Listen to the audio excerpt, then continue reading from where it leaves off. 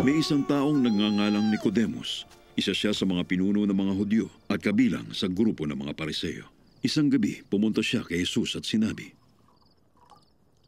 Guro, alam naming isa kayong tagapagturo na mula sa Diyos dahil walang makakagawa ng mga himalang ginagawa ninyo maliban kung sumasa kanya ang Diyos. Sumagot si Jesus. Sinasabi ko sa iyo ang totoo.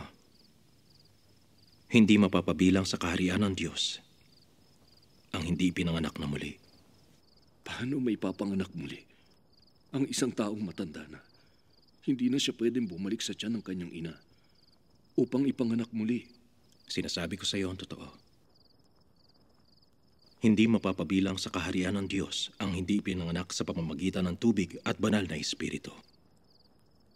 Ang ipinanganak sa pamamagitan ng tao ay may pisikal na buhay. Ngunit ang ipinanganak sa pamamagitan ng banal na espiritu ay nagkakaroon ng bagong buhay na espiritual. Kaya huwag kang magtaka sa sinabi ko sa iyo na kailangang ipanganak kayong muli. Ang hangin ay umiihip kung saan ito gusto. Naririnig natin ang ihip nito. Ngunit hindi natin alam kung saan ang gagaling o saan pupunta. Ganoon din ang sinumang ipanganak sa pamamagitan ng banal na espiritu. Paano pa mangyayari yun? Isa kang tanyag na tagapagturo sa Israel. Pero hindi mo ito alam? Sinasabi ko sa iyo ang totoo. Ipinapahayag namin ang nalalaman at nasaksihan namin. Ngunit hindi ninyo tinatanggap. Kung hindi kayo naniniwala sa mga sinasabi ko tungkol sa mga bagay dito sa mundo, paano pa kaya kayo maniniwala sa mga sasabihin ko tungkol sa mga bagay sa langit? Walang sino mang nakapunta sa langit, maliban sa akin na anak ng tao na nagmula sa langit. Sinabi pa ni Jesus, Kung paanong itinaas ni Moises ang ahas na tanso sa ilang, ay ganoon din naman ako na anak ng tao ay dapat ding itaas upang ang sino mang sumasampalataya sa akin ay magkaroon ng buhay na walang hanggan. sapagkat ganito ang pag-ibig ng Diyos sa mga tao sa sanlibutan. Ibinigay niya ang kanyang bugtong na anak upang ang sino mang sumasampalataya sa kanya ay hindi mapahamak, kundi magkaroon ng buhay na walang hanggan. Sapagkat hindi sinugo ng Diyos ang kanyang anak dito sa mundo upang hatulan ng parusa ang mga tao, kundi upang iligtas sila. Ang sumasampalataya sa kanya ay hindi hahatulan ng kaparusahan. Ngunit ang hindi sumasampalataya ay hinatulan na. Dahil hindi siya sumasampalataya sa kaisa-isang anak ng Diyos. Hinatulan sila dahil dumating ang anak ng Diyos bilang ilaw dito sa mundo. Ngunit mas ginusto nilang manatili sa dilim kaysa sa lumapit sa kanya na nagbibigay liwanag. Dahil masama ang mga ginagawa nila.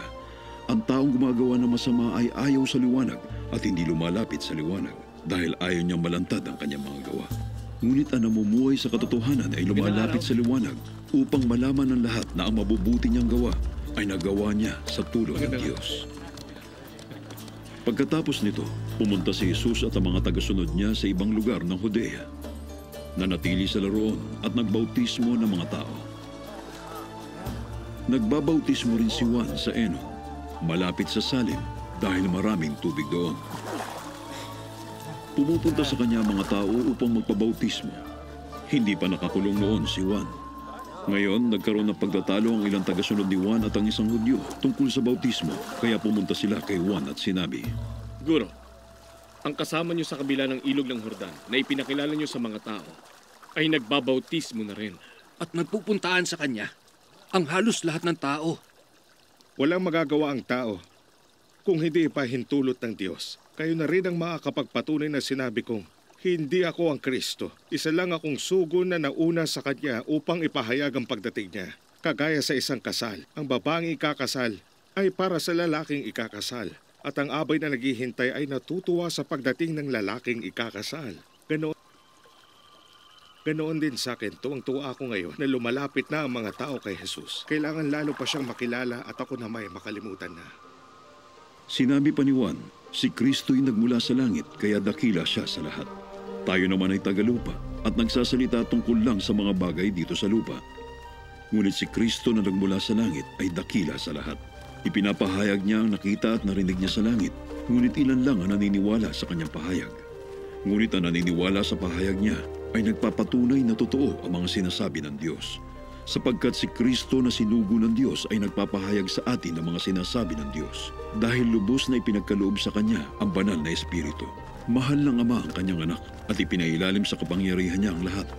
Ang sumasampalataya sa anak ng Diyos ay may buhay na walang hanggan. Ngunit ang hindi sumusunod sa Kanya ay hindi magkakaroon ng buhay na walang hanggan, kundi mananatili sa Kanya ang galit ng Diyos.